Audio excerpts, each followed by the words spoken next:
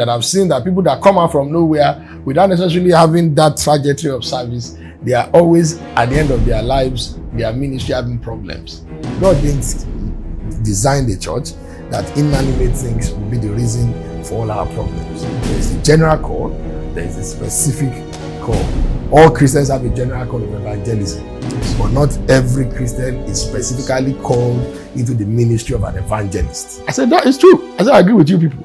See, because this is my point. All this encounter that all of you have seen, and you are still doing useless things. And me that I did not have this encounter, I am putting all my life on the line to push as much as I can. Don't you think there's a problem with us? It's better you don't hear anything and you are doing the work.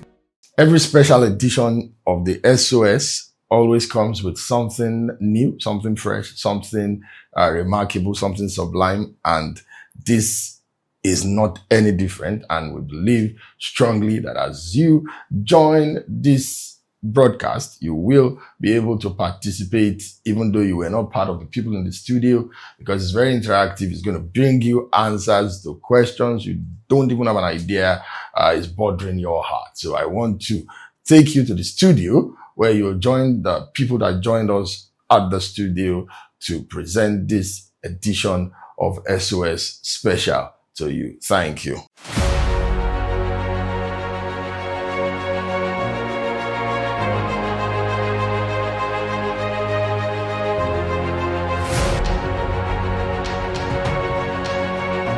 I'm Absalom Ilya by name. Okay. My questions goes like this. I think First Timothy 3 says something that if a man desire the office of a bishop, Okay. something like that, though there were criteria that were enlisted. He must be a husband of one wife, he must keep his house strictly, his children, and a whole lot of criteria like that were being mentioned. And then coming to relate it with, you often hear people say the heart he called, God called them. And some will often refer it to either having a dream, a revelation, an angel appeared to them, God appeared to them. And then here the Bible saying that a man can desire to be in that office.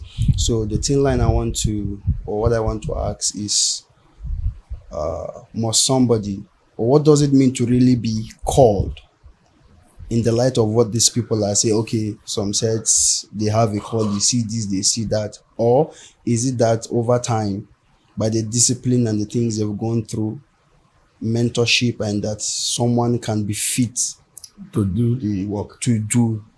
Okay. Have you bought my book, The Master's Blueprint? No, I haven't bought that. Okay, so make sure you buy that one. I'll answer your question. Okay, Let me online too. You can also what's that word now? You can also order. They'll put informations needed for that. It's going to bless you, not because I wrote it, but because I know it will bless you. Actually, I'm trying to improve my marketing skills. Now, this First Timothy 3 that you mentioned, I opened it. Paul said this is a true saying, if any man desires the office of a bishop. That word bishop there is the same word episcope. Now, I just enjoyed that. But it simply means someone that is an inspector, by implication, a superintendent, especially a Christian that is given an office to do regular visitations and check up on things. Now I had to go there so that I can first of all clarify the word bishop. So bishop is not the highest function, it's not the highest title for a minister to use. Say, I don't want to be a pastor anymore, I'll be a bishop. Now it's apostle that is common now. So I'll be an apostle, I'll be a bishop, then I'll be archbishop, then pope. There's another one that is senior to that one, assistant God, after pope. But this particular place, Paul was instructing Timothy to put leaders in place. So technically it was not the calling of the fivefold ministry. Though these conditions must of course be found in the life of someone that is called into the fivefold offices, because Paul was just basically describing things that he has also seen grown into. Are you with me? Yes. But this placement is for leaders in church. Like I will probably, as the senior pastor of the church, place people. You are the head of this, a deacon, or even a minister, or an associate pastor. An associate pastor can be a calling. Ultimately, that you will not do anything. I mean, Bishop Abioye is an associate pastor all his life. But it's better, his number 2 is bigger than a lot of number 1s that are calling themselves Geo. So it's better you are number 2 in God's will, actually, than you are number 1 in nothing. So this particular one, Paul was telling Timothy, if you are going to set people in leadership, bishops, people that will be episcopals, going to inspect, represent you, check out the other churches under you, these are the criteria you should look out for in them. So you don't necessarily have to be, in quote, called into this particular office of an inspector to necessarily say, God called me to be someone they will send. I mean, I say you should be team leader. For example, God didn't tell you to be team leader. I saw things that shows that you can handle it. Then I put you there, and God now expects you to run it like you are running it as a call. You have to bring your service in God to the level of a calling. And that simply means whatever your pastor does to service his calling, you are expected to do that too as a lay leader in the post they are giving you. Most people don't take it serious, and that's why there's really no progression from that place up. I will make this statement so that we'll not get into doctrinal issues, but I can only tell you that I've seen that people that come out from nowhere without necessarily having that trajectory of service, they are always at the end of their lives, their ministry having problems. Because you see, every high priest is chosen from among it's just that simple. House of Aaron is what God gave that honor to in the priesthood. So every high priest must be chosen from them. And it says nobody takes this honor on himself except those that God has called. In short, if God doesn't move you into that office, you can't move yourself there. And for God to move into that office, you have to grow. So I was listening to Sinachi's one of his interviews in Christ Embassy. She said she was head usher at one point. Now that's a world-renowned singer. Said she was she served in every department. So her success is not in the world of success now, as they define it, is not happenstance or circumstantial, and that's why it's sustained. Because you can hit the limelight by doing some things right, but if you ask yourself, even though you have done them right, how sustainable it is, because you can guess an answer, especially when it's objective question. Yes. You are just shading.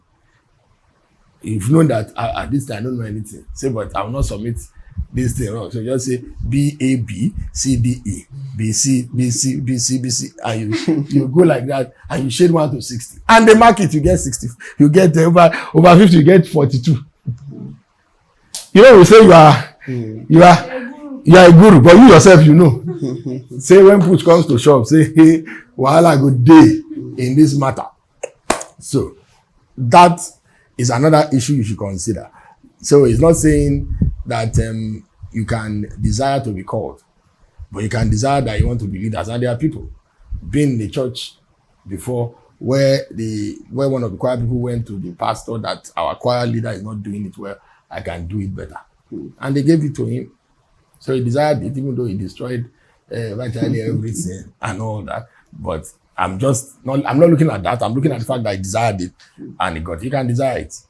Just like I can't desire now that you be senior pastor or general overseer. You can't desire that one. God has to call you into it. Because it's not the preaching alone.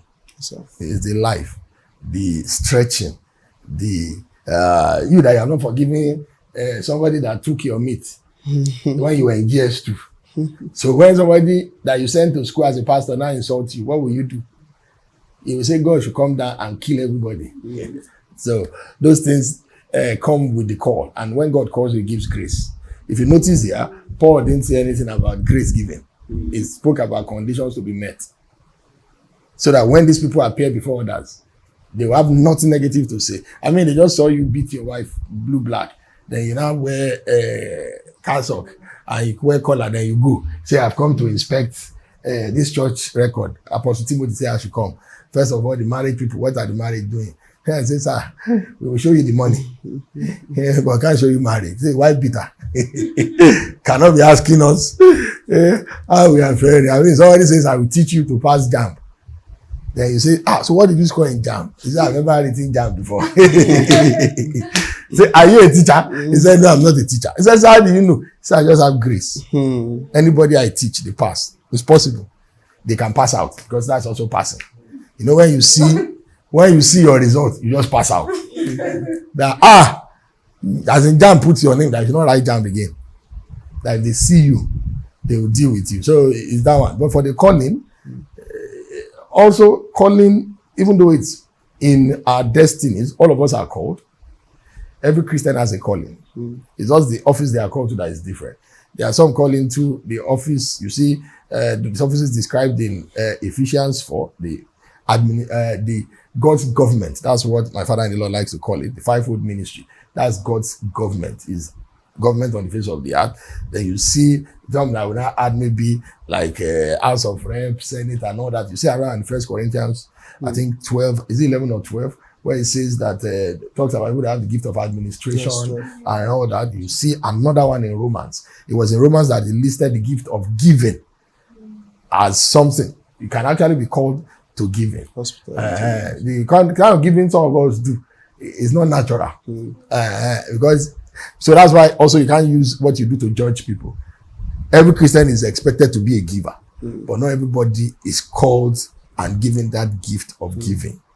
So you see somebody who says, I sold my car, sell yours. You may be leading people wrongly. Yes, sir. Because God has already given you that capacity. Somebody that has not even then that's how it's accurate for you. Tell him he sells his car, and the next day he's coming back to church and say, the car I gave, I changed my mind.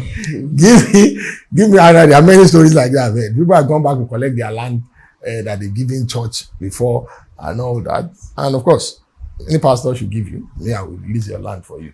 It's your land for starters. So it was yours while you gave it. And you want it back, it's yours. So some pastors don't. I'm sure you saw that video making rounds of the pastor that, I don't know whether it's true. Anyway, but the guy said he wanted to give 100,000, he gave 1 million.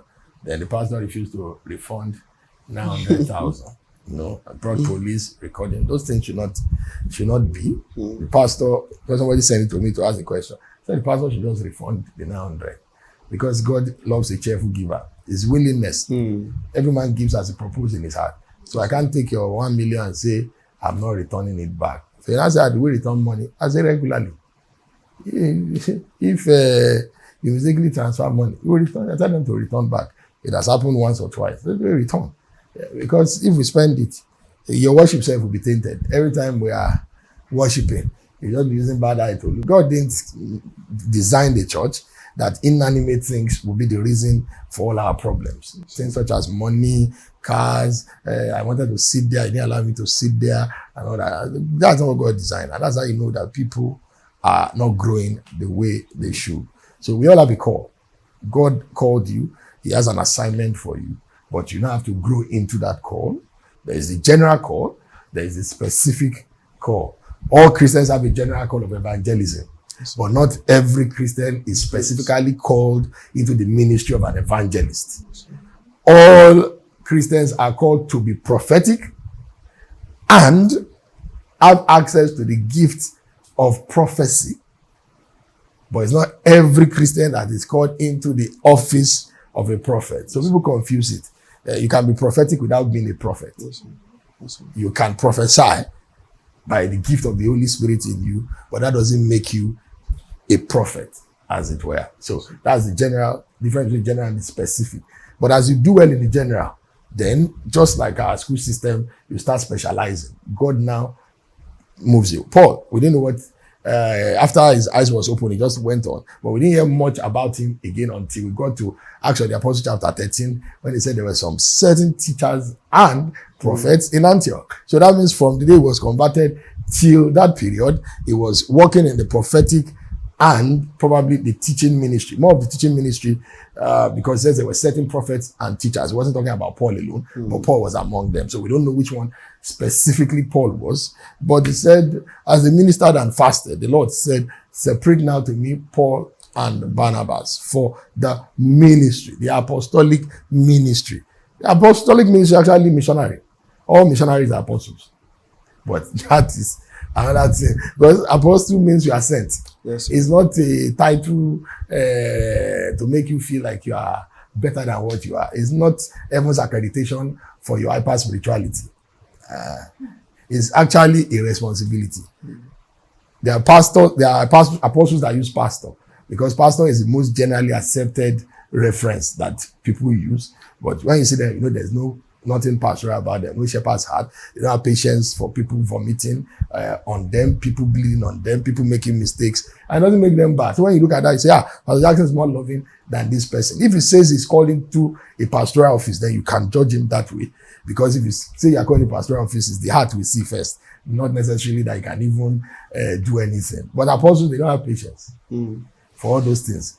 Because they are pulling down mountains, pulling down strongholds, building foundations of generations to come. The entire gospel, after Jesus left, was built on the back of the prophets and the apostles. That's what Paul told us. So they are builders. And builders, they have a template they are working with. So when this foundation left, they are going to wait till they say, block is not ready. They are finding another block and putting.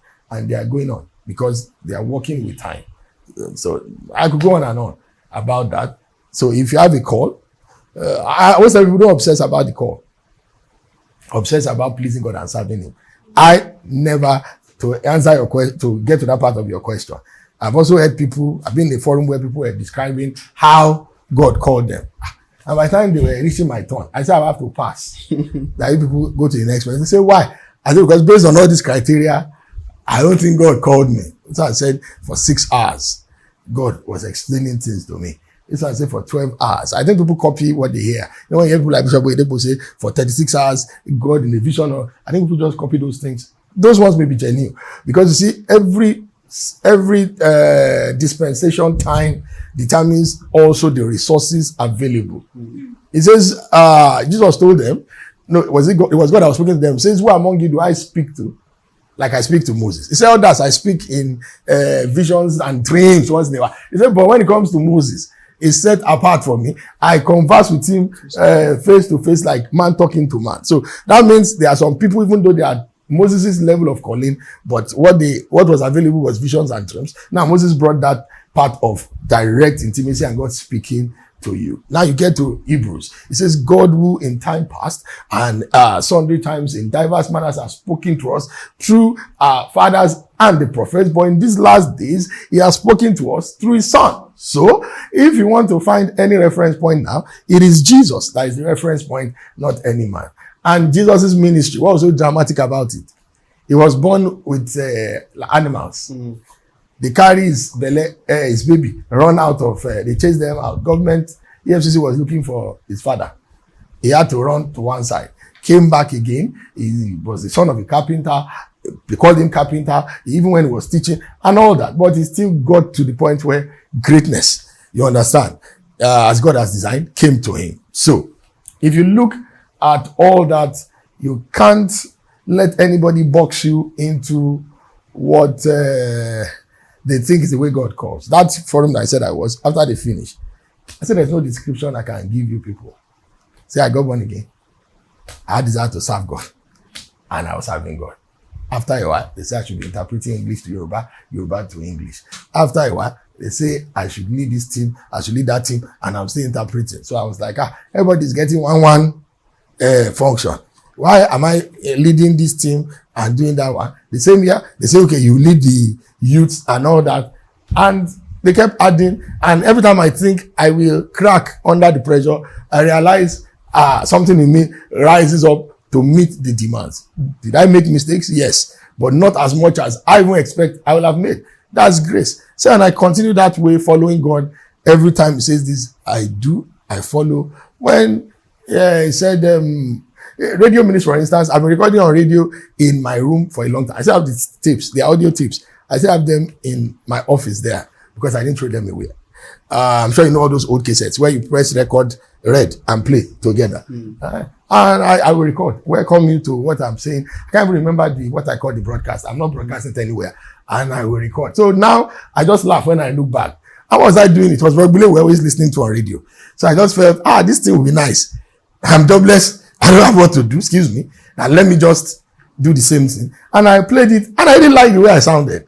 That I sound, even though I don't know what I was saying, but I sounded like I was saying something. So every time I'm bored or I feel like I should do something, that's what I kept doing. So when the time came, now on 6 radio stations across 6 states, I had countless hours of recording.